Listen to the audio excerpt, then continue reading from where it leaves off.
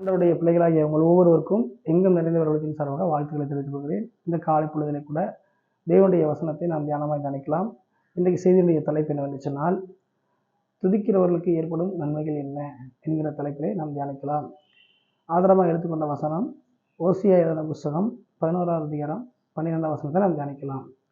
பொதுவாக துதித்தல் என்று சொன்னால் தேவனை புகழுதல், தேவனை உயர்த்துதல் என்று சொல்லி நாம் பார்த்தோம். முன்பு சில வீடியோக்களில் வெளியிடும் பொழுது பார்த்தோம். துதி என்று சொன்னால் ஆண்டவரை புகழ்வதுன்னு சொல்லி பார்த்தோம். துதி ப்ளஸ் பார்த்தோம்னா துதிகளில் மத்தியில் வாசமாக இருக்கிறவர் சொல்லி பார்த்தோம். அது மாத்திரமல்ல, துதிகள் மத்தியில் தான் ஆண்டோடைய முகவரி இருக்குதுன்னு சொல்லி நம்ம பார்த்தோம். ஏன்னா அவர் அதை மத்தியில் தான் வாசம் பண்ணுறான்னு சொல்லி இந்த துதியில் வச்சு நம்ம பார்த்தோம். அப்போது அந்த காரியம் பார்த்தாலும் இன்றைக்கு அதோடு சேர்ந்த ரிலேட்டடாக சில விஷயங்கள் நம்ம பார்க்க போகிறோம். துதிக்கிறவர்களுக்கு ஏற்படும் நன்மைகள் என்ன அப்படிங்கிறத பார்க்க போகிறோம். அதற்காக தான் ஓசியா எழுதின புத்தகத்தை நம்ம மேற்கோளாக வைத்து நாம் தியானிக்க போகிறோம். அதில் என்ன போட்டிருக்குன்னா, இஸ்ரவேல் வம்சத்தாரும் எப்பிராயீமரும் பொய்களினாலும் வஞ்சகத்தினாலும் நிறைந்து காணப்படுகிறார்கள்.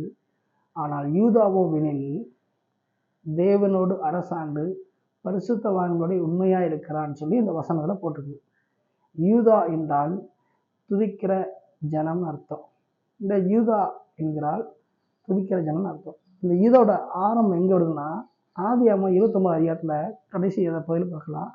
லேயாள் கர்ப்பவதி ஆகி தன்னுடைய அந்த அற்பமான காரியங்கள்லாம் அப்படி எண்ணப்பட்டு யோசனை பண்ணி இருக்கும்போது தேவன் அவர் மேலே இறக்கப்பட்டு குழந்தையை வாக்கியதை கொடுக்குறாரு. அப்போ கொடுக்கும் பொழுது ஒவ்வொரு பிள்ளையை பெற்றுக்கொண்டு கடைசியில் நினைச்சாரு யூதான்னு ஒரு பிள்ளையை நினைச்சிடாரு அவருக்கு பெற்றெடுக்காரு. இப்பொழுது நம் கர்த்தரை துதிப்பேன்னு சொல்லி நினைச்சிடாரு சொல்கிறாரு. இப்போ அங்கே தான் அந்த யூதாங்கிற அந்த சந்ததி, அந்த துதிக்கிற அந்த ஜனம் ஆரம்பிக்கக்கூடிய அந்த ஆரம்பத்தை பார்க்கணும். அப்படியே வழி வழியாக வருடங்கள் காலமாக அடி மாறி பெருகிய ஒரு சூழல் இருக்கட்டும். வசனம் தெளிவாக சொல்கிறது, எப்பிராயீமர் வஞ்சகத்தினாலும் பொய்களினாலும் இஸ்ரவேல் வம்சத்தார் அக்கிரமத்தினாலும் நிறைந்திருக்கிறார்கள். யூதாவோவெனில் தேவனுடைய அரசாண்டு பரிசுத்தவான்களுடைய உண்மையாக இருக்கிறான் அப்படின்னு பார்க்குறோம். அப்போ இந்த விஷயத்துல நம்ம என்ன சொல்லக்கூடிய காரியம் என்னவென்று சொன்னால், புரிந்து கொள்ளக்கூடிய விஷயம் என்னவென்று சொன்னால், இங்கே வருகிற யூதா என்கிறவன் யாருன்னா துதிப்பவன் அர்த்தம், கர்த்தரை துதிக்கிற ஜனம் அர்த்தம்.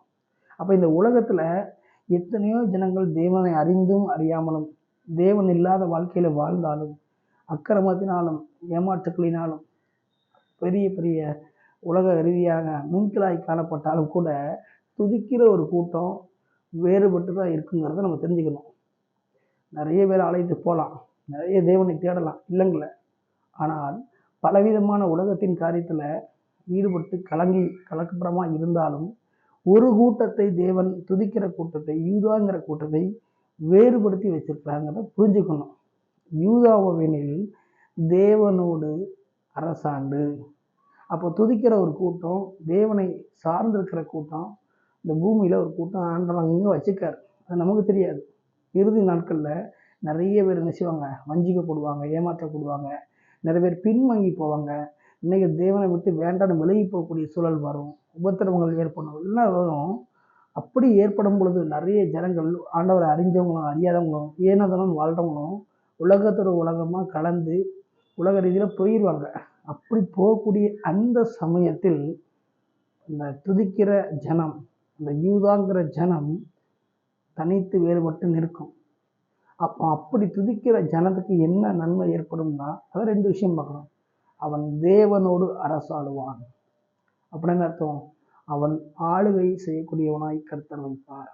உலகமே பின்வாங்கி போனாலும் தேவனை விட்டு விலகி போனாலும் அவன் துதிக்கிறவனாக தேவனை சார்ந்திருக்கிறபடியினால் அவனுக்கு தேவன் கொடுக்குற நன்மைகள்ல ஃபஸ்ட்டு என்னன்னா, ஆளுகை செய்யக்கூடிய ஒரு வாக்கியத்தை கொடுக்குறார்.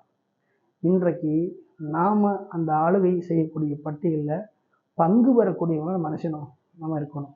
நம்மை சார்ந்தவர்களும் நம்மை தெரிந்தவர்களும் நம்ம கூட உள்ளவங்களும் பிரச்சனை நிமித்தம், சூழ்நிலை நிமித்தம், உலகத்தை நேசிக்கிற நிமித்தம், சொந்த பந்தத்தை பார்த்து, ஜனத்தை பார்த்து, பணத்தை பார்த்து மயங்கி தேவன்கிட்ட விலகி போனாலும் கூட நாம் யூதாவை போல துதிக்கிறவங்களாய் நின்று தேவன் பக்கம் இறுதி வரைக்கும் உறுதியாக இருக்கணும். அப்படி இருந்தால் தேவனோடு ஆளுகை செய்யக்கூடிய அரசாளக்கூடிய ஒரு பாக்கியத்தை தேவன் துதிக்கிறவர்கள் தருவார். இரண்டாவதாக பரிசுத்தவான்களோடே அவன் உண்மையாக இருக்கிறான்னு சொல்லி பார்க்குறோம். அப்படின்னா என்ன அர்த்தம்? பரிசுத்தவான்களோடே அவன் உண்மையாக இருக்கிறான்னா நம்மை பரிசுத்தவான்கள் பட்டியலில் சேர்த்து விட்டார்னு அர்த்தம். அப்போ நம்ம யாரு? அவர் பார்வையில் பரிசுத்தவான்கள். அப்போ உலகத்தின் பார்வையில் நம்ம எப்படி சொல்லப்பட்டாலும், கேவலமாக பேசப்பட்டாலும் கூட, கேலி பண்ணப்பட்டாலும் நம்ம கண்டுகொள்ளக்கூடாது. நாம் தேவனின் பார்வையில் பரிசுத்தவான்களாக, ஒரு உண்மை உள்ளவர்களாக தேவன் அப்படிப்பட்ட நன்மைகளை கொடுத்து நம்ம நினைக்கிறாரு அவர் நடத்துகிறவராக இருக்கிறார். அப்போ துதிக்கிற ஜனத்துக்கு கொடுக்கக்கூடிய 2 விதமான நன்மைகள் என்னன்னா, அரசாளக்கூடிய, ஆளுகை செய்யக்கூடிய பாக்கியத்தை கொடுக்கிறார். பரிசுத்தவான்கள் பட்டியலில் உண்மையாக இருக்கிறான் அப்படிங்கிற அந்த நிலையை கொடுக்கிறார். அப்போ இதை கேட்டுக்கொண்டிருக்கிற ஒவ்வொரு ஊழியக்காரரும், தேவ ஜனங்களும், வாலிப சகோதர சகோதரிகளும் தெரிந்து கொள்ளக்கூடிய விஷயம் என்னவென்னு சொன்னால், உங்கள் கூட வேலை பார்க்குறவங்களோ அல்லது அவங்க தெரிஞ்சவங்களோ சொந்த பந்தமோ அநேகர் கடவுளை விட்டு விலகி போகலாம், இயேசு விட்டு விலகி போகலாம், பின்வாங்கி போகலாம், இல்லை முறுமுறுக்கலாம்.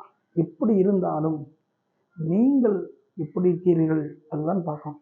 நீங்கள் அப்படி இல்லாமல் தேவனை சார்ந்தவர்களாக இருந்து தேவன் பக்கம் என்று கடைசி வரைக்கும் நிலைத்து நிற்பீர்கள் என்று சொன்னால் நீங்கள் யூதா ஜனமாக, துதிக்கிற ஜனமாக எண்ணப்படுவீங்க. அப்படி நீங்கள் நிற்கும் பொழுது 2 நன்மைகள் வரும். என்னென்னா, ஆளுகை செய்யக்கூடிய பாக்கியமும், பரிசுத்தவான்களுடைய அந்த கூட்டத்தில் உண்மை இல்லவனுங்கிற நிலையும் உங்களுக்கு ஏற்படும். அப்போ இதை புரிந்து கொண்டவர்களாக, இதை அறிந்து கொண்டவர்களாக, உணர்ந்து கொண்டவர்களாக ஒவ்வொருவரும் என்ன செய்யணும்? துதிக்கிற ஜனமாக எழும்ப வேண்டும். சாத்தானை மிதிக்கிற ஜனமாக எழும்ப வேண்டும். அதை நம்ம எல்லாரும் புரிந்து கொள்ள வேண்டும். அதை தான் அங்கே யோசியால் அழகாக சொன்னார். இஸ்ரவேல் ஜனங்கள், இப்ராஹிமர் பொய்களினாலும் அக்கிரமத்தினாலும் நிறைந்து இருக்கிறாங்க. ஆனால் யூதாவோவெனில் தேவனோடு அரசாண்டு பரிசுத்தவான்கள் உண்மையாக இருக்கிறாங்க. இந்த கடைசி காலத்தில் வாழ்ந்து கொடுக்கணும்னா நிறைய விஷயங்களை நடக்காத கண்ணால் பார்க்குறோம், கேள்விப்படுறோம். இன்னும் நிறைய விஷயம் நடக்கும். அநேகர் பின்வாங்கி போகலாம், அநேகர் கற்றுக்குள்ளே வரலாம், ஒரு குரூப் பின்வாங்கி போகலாம். இன்னும் குழப்பங்கள் மனத்தில் நிறைய தத்தளிப்பு உண்டாகலாம், அநேகர் பின்வாங்கி போகலாம், அநேகர் துரோகம் பண்ணலாம். என்ன நடந்தாலும் கடைசி வரைக்கும் கர்த்தர் பக்கம் நின்று அவரை துதிக்கிற கூட்டமாக இருக்கும் பொழுது ஆளுகை செய்யக்கூடிய பாக்கியமும் பரிசுத்தவான்கள் பட்டியலில் உண்மையுள்ளவன் என்கிற நிலையும் நமக்கு தருவார்.